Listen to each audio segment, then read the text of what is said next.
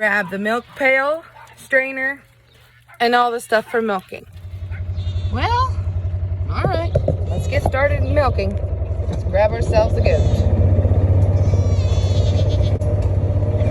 So I will pull in.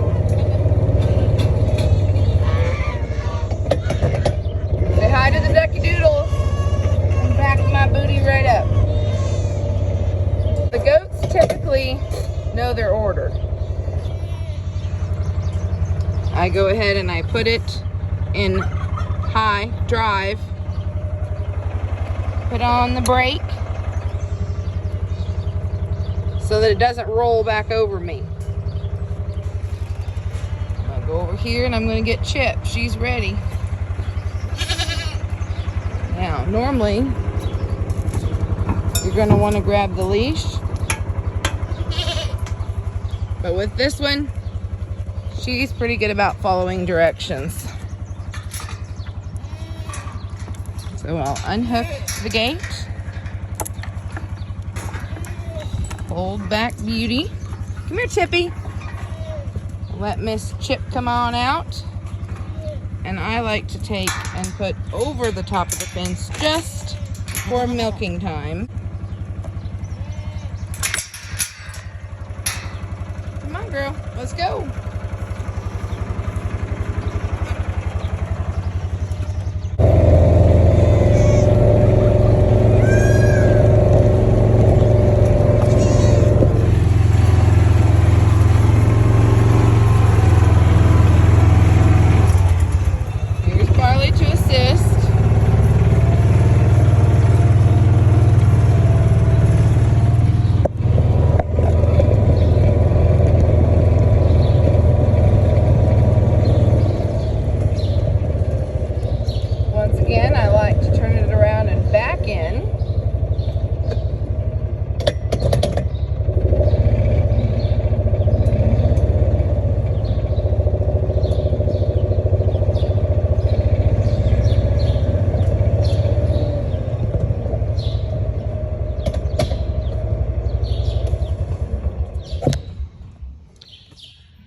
Put it in neutral, no brake necessary.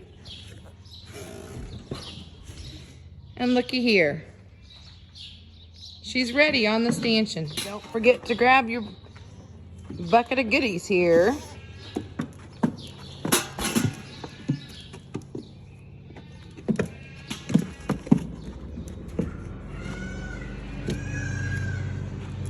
Chair.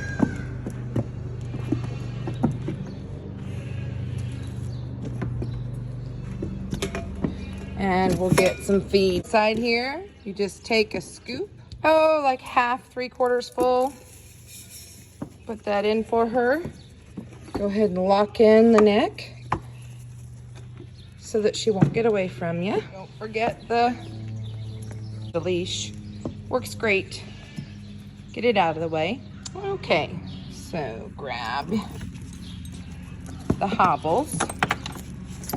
This is for her protection and yours. Sometimes the flies bite and she will want to jump and kick, and we don't want anyone getting hurt. You'll notice that the hobbles are in the way they need to be on her legs for the very first goat. This helps to show you what it's supposed to look like. So you can only unwrap one at a time. Pick up her leg, pull it over gently. She's perfectly fine. They don't hurt. Underneath here, you'll see the wet wipes are sitting. Okay, it just tickled her a little to touch her. Make sure we clean them really good. See the dirt? Flip it over and do the other side.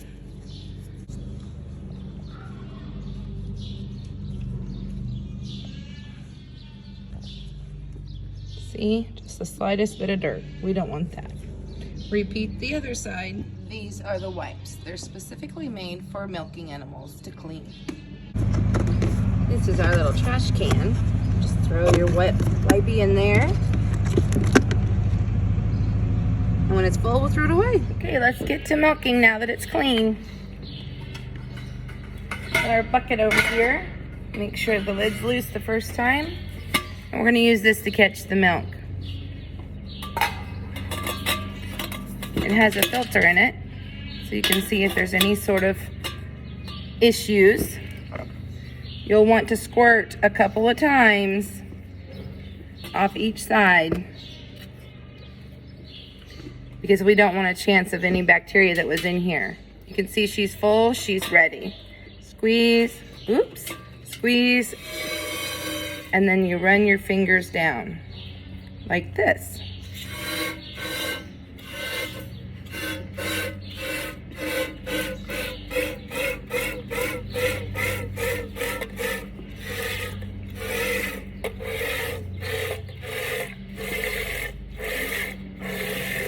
If your hands get tired, it's okay. Use your other hand and switch to the other side.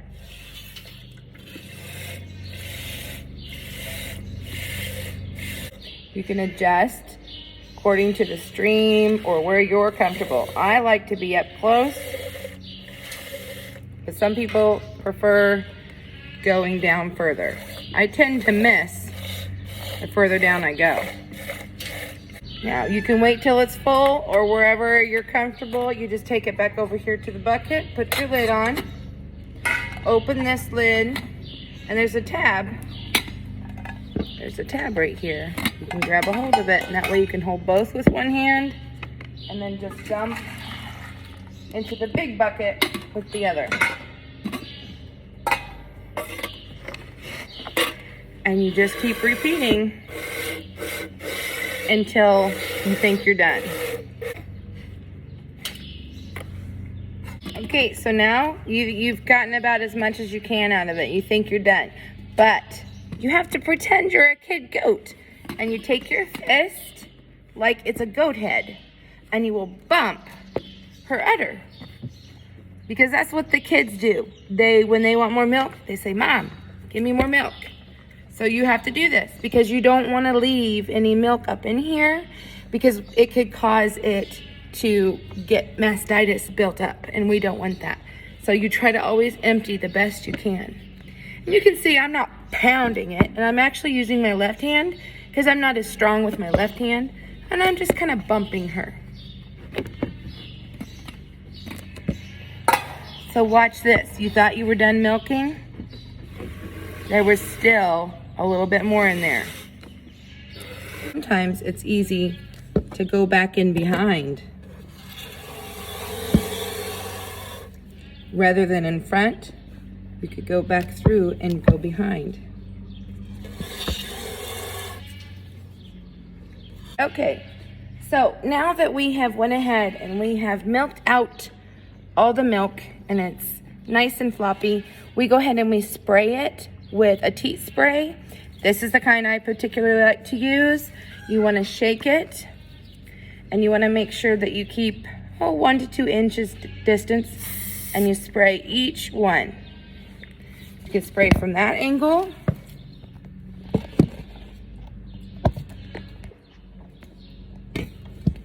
or you can pull them out and spray from that angle. She has a nice udder, so I can usually get to it from just about any angle, but each goat's different. Okay, so here is how we take off the hobbles. The best way I have found is to grab the tab and open it up and just leave it there for a second. Go ahead and find the other one, and it's stuck in there a little, so we'll just pull that off till it's off the Velcro.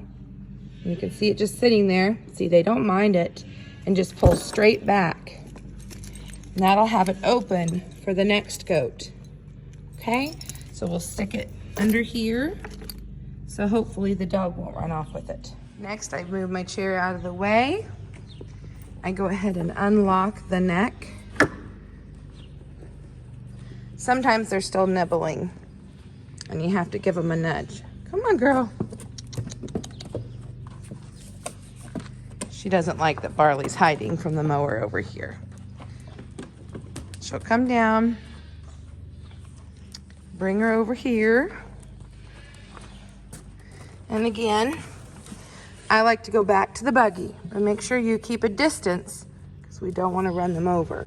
Just go nice and slow in case they happen to get close to the tires. Come on. That-a-way. That-a-way. I'm going to do the same thing. I'm going to pull around and up so I can angle better. Hello, ducky doodles. Yeah, they'll get a pond change later. I'm going to back this thing up, carefully watching where the goat is and where her feet are, making sure there's distance. All right, they're like a little tree time. I'm gonna go get the next goat. Hopefully it records it for us.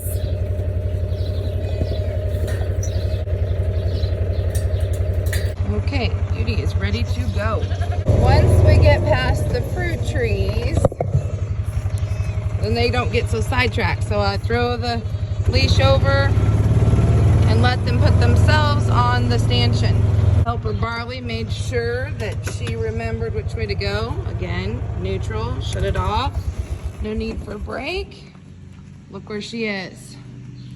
Okay, you'll give her her scoop of food, lock her neck, and milk just the same.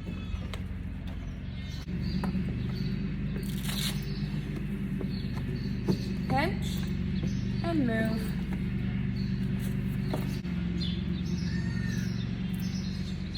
Particular goat is a very lopsided udder.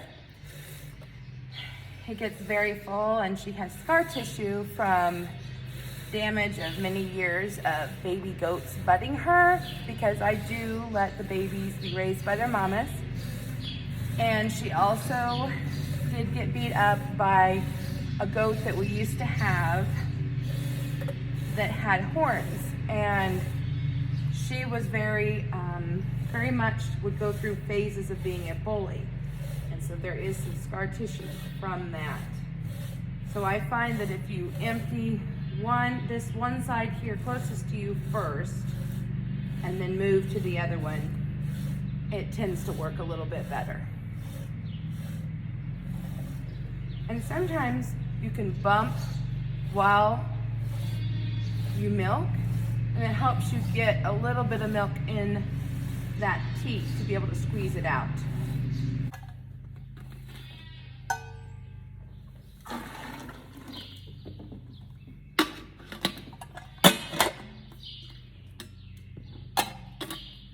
Start off slow, and the more milk you get out of there, the faster you can go.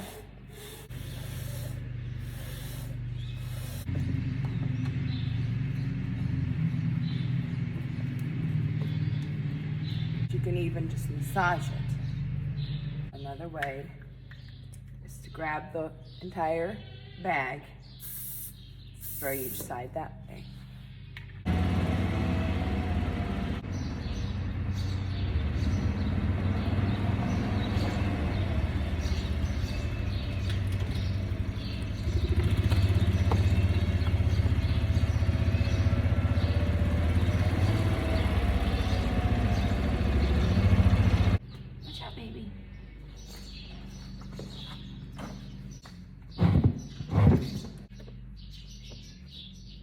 This particular goat, I prefer to start on this side.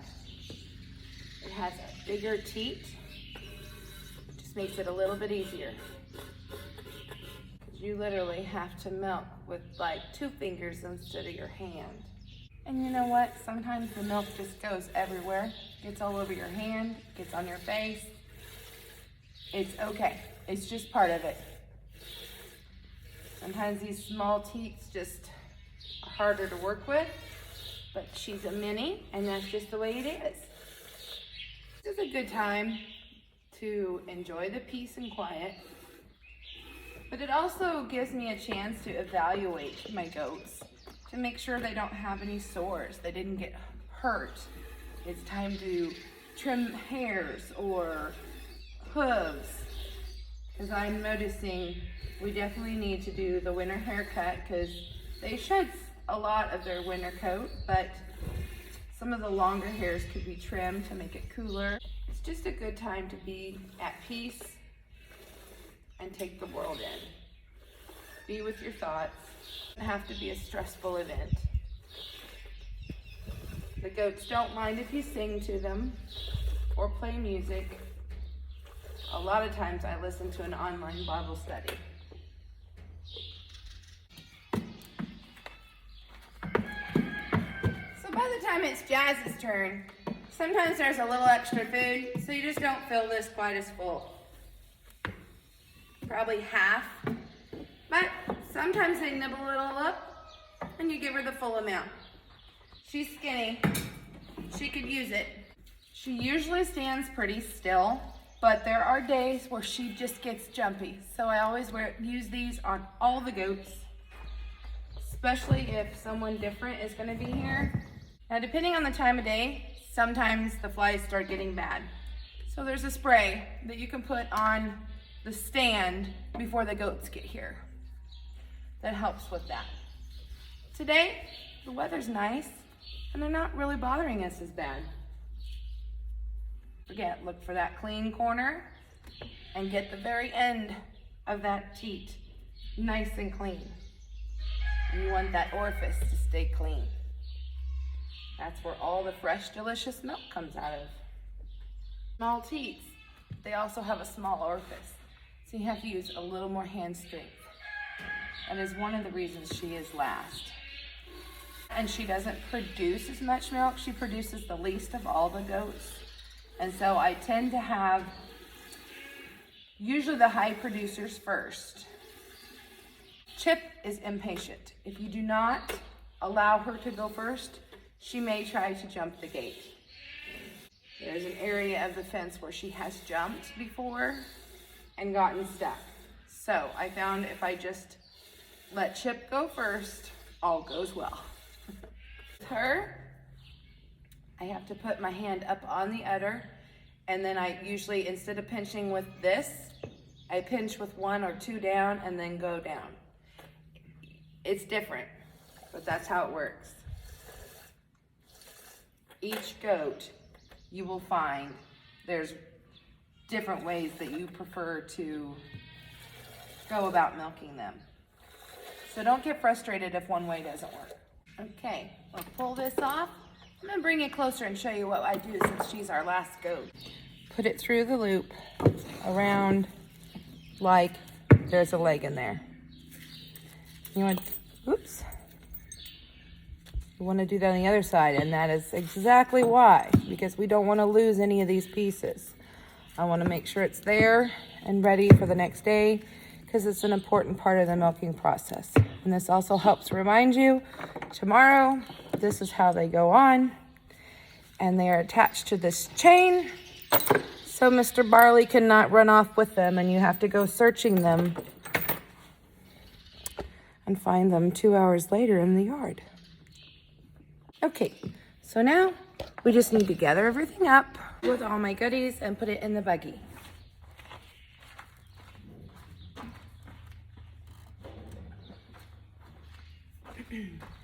Then I like to take the chair and put it behind the little bucket so it's nice and out of the way.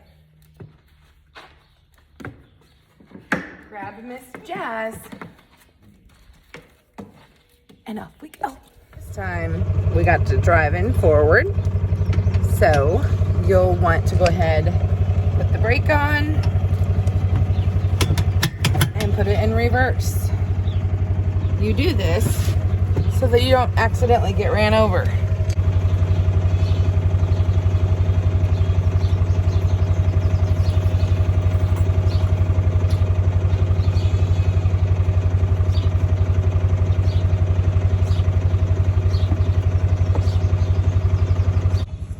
Okay.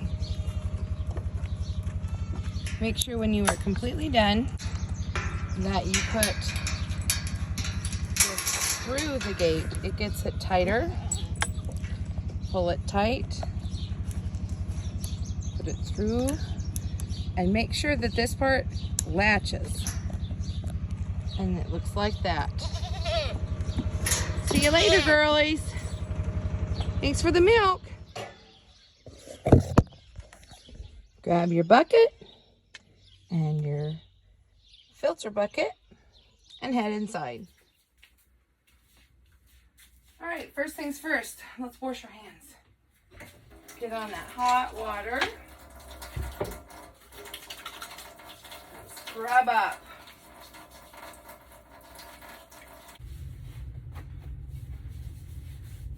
Next, since I'm wearing a dress today, I want to go ahead and put like an apron on so that I feel like it's a little bit cleaner and a little bit more sanitary. Probably not necessary, but I tend to do extra. This cabinet right here. Jars. Over to the right, and the lids are in here. That purple basket on the bottom. Pull it out, and there's your clean lids. You probably need 3 of these half-gallon jars. In the dishwasher, you will find your clean filter funnel. And while you're in here, you're going to want to go ahead and unload everything that's here so that it's empty for you for the after filter stage. Okay, after the dishwasher's empty, get under the sink here. Grab a tab and just throw it in. And now you'll be ready. Filters, tape, marker. Okay, so let's go ahead and put the filter on the funnel.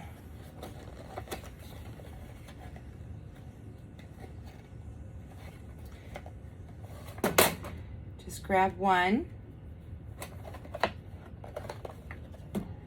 center it on the top, push down the ring, twist, and just give it a tap to make sure it's in there good, and set it on your jar. Go ahead, there's usually a little bit of milk left in here, and I let that set for a minute. Take off the lid, put this in the sink for a second. That can go to the sink. And then you lift up your jar. You start slowly pouring in.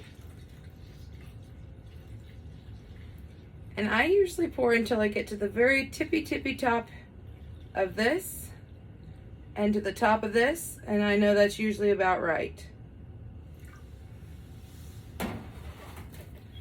Get the next jar. Have it ready in case you mismeasured.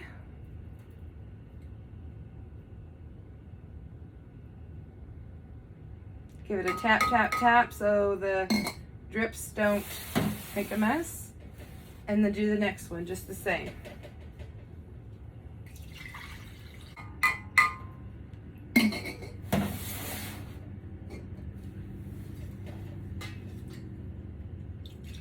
I usually have an extra pint or quart works better jar, just in case there's extra, which today there is.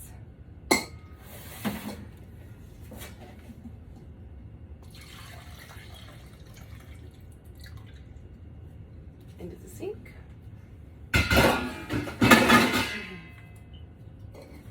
Tap. Walk over to the trash, push out the filter, put this in the sink. If my jars weren't completely full, maybe I'll go ahead and top them off.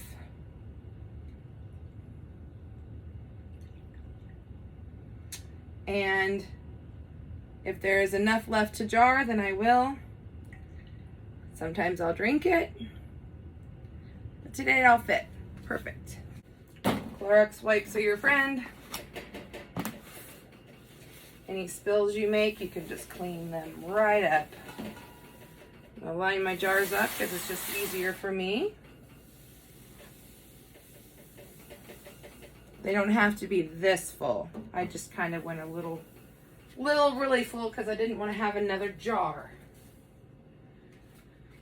So I've got 3 jars. I'm going to grab 3 lids.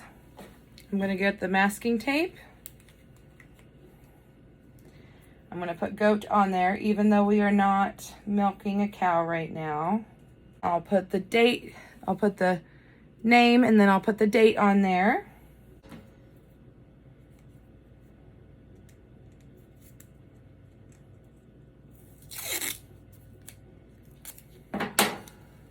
Tear it off and make sure each lid gets one.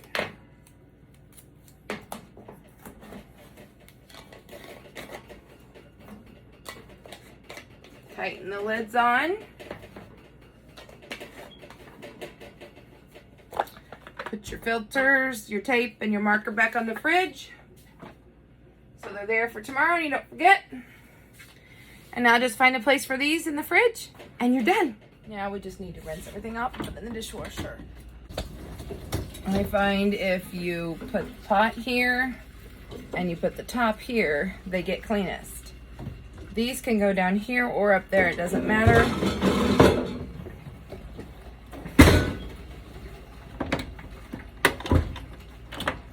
Close it. Hot pre-wash, you're set. Here's the pot that you took out when you did the dishes when you first got in here. We'll take it out and put it back in that basket so you're ready for morning.